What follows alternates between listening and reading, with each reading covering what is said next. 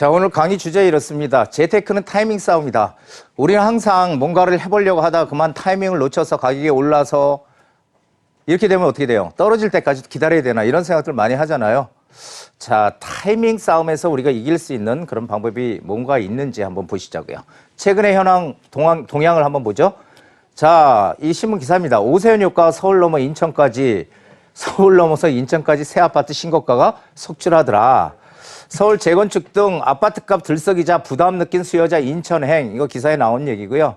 교통 호재로 서울 접근성 높아지자 인천 신규 분양단지 각광, 이게 이렇게 신문 기사를 나오는 거를 우리가 좀 냉정하게 봐야 되는 게, 이게 100% 진실은 아니지만 흐름이 그렇다는 걸 파악하시면 되는 거예요. 이게 다 정말 이쪽으로 사람들이 막 가는 게 아니고 정말 그런 일들이 벌어지고 있더라. 어떤 하나의 흐름을 보는데 이런 기사들이 상당히 좋습니다. 그래서 지금 오세훈 시장이 재건축 재개발 풀겠다고 하니까 집값이, 서울 집값이 오르니까 그게 풍선 효과가 생기더라, 이런 기사죠. 자, 오세훈 시장 구상대로 규제 완화 시 16만 가구를 공급할 수 있다. 자, 규제 완화하면 16만 가구를 신규 공급할 수 있다. 이게 뭐예요? 규제 완화가 이루어질 시, 그러니까 즉 현재 35층이잖아요. 35층 층고 제한을 걸어놨잖아요. 재건축을 할 때. 그거를 최대 50층까지 높이고 용적률을 지금 50% 상향. 현재 2종 일반 주거지역의 용적률은 200%인데 이거를 상한선까지 50% 상향해서 250%, 3종 일반 주거지역의 용적률은 현재 서울시에서 적용하는 게 250%인데 이것을 법정 상한선까지 하면 300%까지 용적률을 높여주면은 사업성이 상당히 높아지는 거죠. 예, 그리고 또 하나, 거기다 임대주택 5%를 집어넣는다, 임대주택을. 그리고 기부 체납 시 22명 가구 순종 효과 해가지고, 공공임대주택으로 늘어난 용적률의 5%를 공공임대주택으로 짓는다고 해도 20평 기준으로 55,667가구가 늘어날 수 있다고 합니다. 물론 계산적인 얘기지만 만약에 이렇다면 굳이 공공을 주장할 필요는 없지 않을까 하는 생각이 또 개인적인 생각입니다. 어쨌든 뭐 집토끼든 산토끼든 좌우지간 집만 잘 지키면 되잖아요. 토끼가 잘 지키는지 모르겠지만, 그래서 어쨌든 간에 이렇게 지금 오세훈 시장의 구상이 이렇다라는 걸, 그리고 임대가 이렇게 늘어날 수 있다라는 걸 신문 기사에서 내놨고요. 자, 여러분들 시장 전망, 향후의 시장 전망을 어떻게 보십니까? 자, 집값은 더 오를까 하락할까? 유동성, 돈이 엄청나게 많이 풀리잖아요. 유동성과 저금리 상황은 언제까지 지속될까? 그리고 지금 주택 공급 부족하니까 집값이 오른다. 서울의 집값이 오르는 이유는 주택 공급이 부족하다더라, 이런 얘기잖아요. 그런데 주택 공급 부족은 언제쯤 해소될까? 요 세 가지에 대한 의문점이 풀리신다면 아마 재테크에서 상당히 남들보다 먼저 갈 수 있는 그런 해안을 얻으실 수 있을 겁니다. 이걸 얘기하려면 시간이 많이 걸리니까 이거는 다음에 한번 제가 말씀드리도록 하고요. 자, 서울시장이 재건축 재개발 규제안으로 집값은 어떻게 될까요? 재건축 규제 완화가 되니까 지금 서울의 집값이 요동을 치더라, 가격이 오르더라, 이런 기사들 많잖아요. 지금 당분간, 이거 제 생각입니다, 당분간 집값 상승은 불가피할 것이다, 저는 그렇게 봅니다. 자, 풍선 효과 발생 가능성도 반드시 존재하게 돼 있죠. 예, 이쪽을 묶으면 이쪽이 튀고 또 이쪽 묶으면 이쪽이 튀고, 항상 부동산은 그렇게 왔어요, 여태까지. 그렇죠? 그러나 중장기적으로 볼 때는요, 이 공급 시그널 계속 재건축 재개발을 풀어서 활성화시켜서 집을 많이 늘릴 거야 이런 공급의 시그널을 준다면 결국은 집값 안정에 기여할 것이다 라는 게 제 생각입니다.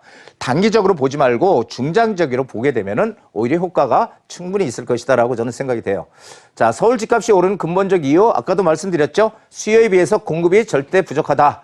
낡은 집까지 전체 주택 보급률을 따져서 낡은 집도 다 주택수에 넣어서 계산하는 게 아니고, 지금 사람들은 낡은 집이 아닌 새 집에 들어가 살고 싶은 거죠. 새 집의 공급이 부족하다는 얘기입니다. 자, 재개발, 재건축 등 정비사업 업체 정책으로 공급은 대폭 줄어 있는 상황이죠. 공급은 언제부터 그럼 늘어날까요? 이 타이밍만 잘 알면 좋을 것 같은데, 그렇죠? 제가 생각하는 공급은 2028년도나 돼야지 공급이 좀 늘어나지 않을까. 예.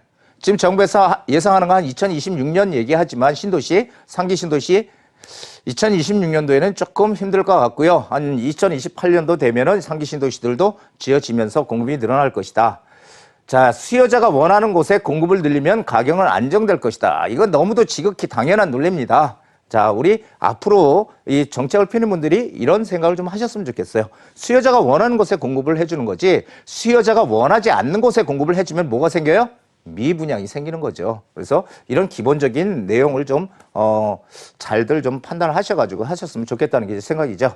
자, 재건축과 재개발 투자의 방향성. 자, 보세요. 현재 개발 중인 곳은 투자금이 너무 높습니다. 흑성 뉴타운이나 뭐 다 마찬가지죠. 뭐 노량진 뉴타운, 한남 뉴타운, 아현 뉴타운, 북아현 뉴타운, 이 중심 지역에 있는 데들은 프리미엄만 막 8억에서 10억씩 이렇게 막 붙어 있는 그런 지역들이니 투자금이 너무 높잖아요. 물론 여력이 있는 분들은 들어가도 충분히 더 이익을 낼 수 있다, 저는 그렇게 생각하지만 대부분의 사람들은 너무 높기 때문에 투자하기 어렵죠. 그래서 이런 곳은 고비용 저효율로 상대적으로 이익이 작은 거죠. 예, 그렇지만 향후 우리는 어떻게 해야 돼요? 개발 진행이 가능한 곳을 뭐 해야 된다? 선점적으로 투자해야 되는 거죠. 이게 우리가 지금 가장 해야 될 가장 첫 번째 생각해야 될 투자 방식이 아닌가 생각이 됩니다. 이런 것은 어떤 게 투자금이 작게 들어가니까 저비용 고효율로 이익을 우리가 최대한 극대화로 끌어올릴 수 있다는 거죠. 이게 재테크입니다. 재테크라는 것은 내가 투자를 해서 무슨 일확천금을 노리는 게 재테크가 아니에요. 재테크는 내 재산을 조금씩 최대한 불려나가는 하나의 방법일 뿐이죠. 그렇다면 우리는 그 방법을 잘 활용해서 작은 금액대로 자꾸 불려서 큰 돈을 만들어야 되는 거고, 그렇죠? 그게 재테크예요. 내 재산을 불려가는 거. 자, 재테크로 이익 극대화 전략 어떻게 할까요? 지금 뭐 여기저기 개발한다는 말들이 많이 나오지만은 앞으로도 마찬가지고요. 과거에도 사실은 마찬가지입니다. 근데 앞으로는 더더욱 입지 가치가 중요해진다. 입지 가치를 최우선적으로 설정을 해야 된다. 입지 가치라는 건 뭐예요? 사람들이 뭔가 살고 싶어하는 지역이에요, 한마디로. 그럼 거기는 교육이나 환경, 문화, 그 다음에 뭐 교통, 학군 이런 것들이 다 잘 갖춰져 있는 데잖아요. 그렇죠? 그러니까 사람들이 살고 싶어 하죠. 입지 가치를 최우선으로 설정해야 된다는 의미는 중심 지역 쪽으로 들어와야 된다. 외곽으로 가면 안 돼. 외곽으로. 앞으로 시장은 점점 차별화될 것이다. 외곽으로 가면 절대 안 된다는 얘기를 드리고요. 본인 투자금에 맞는 지역을 선정하는 겁니다. 나는 돈이 1억이 있는데 10억 되는데 계속 보고 있어봐야 의미가 없잖아요. 나는 5천만 원 있는데 2억 되는 데를 보면 안 되잖아요. 그 5천만 원을 1억으로 불려 나갈 수 있는 그런 방법을 찾아내야 되는 거죠. 자, 그래서 무리하게 뭐 대출을 받아서 무리하게 돈을 빌려서 하는 투자는 금물이고, 내가 가지고 있는 돈을 어떻게든지 활용해서 불려나가는 그런 현명한 투자 전략이 필요하다. 자, 남들이 지금 뭐 작은 금액으로 투자하는데도 뭐 거의 1억 이상 들어간다, 1억 가까이 들어간다, 이렇게 외곽도 이렇게 얘기하지만 남들이 모르는 소액 투자처는 아직도 있어요. 아직도 있고, 그런 것들을 사람들이 몰라서 잘 판단이 안 서서 못할 뿐이지 아직도 시장에는 있다라는 거죠.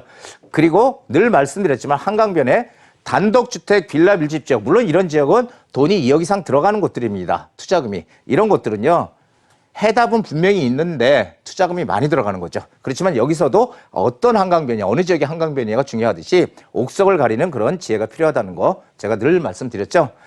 자, 성공은 자연 연수의 결과가 아니다. 먼저 자기 자신에게 불을 지펴야 한다.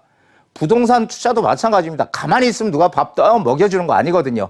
본인이 노력을 하고 내 재산을 불려 나가려는 의지가 강해야지 이익을 내는 겁니다. 너무 망설이기만 해도 안 되고 너무 또 과감해서도 안 되겠죠. 이 중도를 잘 지키는 그런 투자 전략 저와 함께 하시면은 아마 훨씬 더 큰 걸 얻으실 수 있을 것으로 저는 생각합니다. 자, 오늘 여기까지입니다.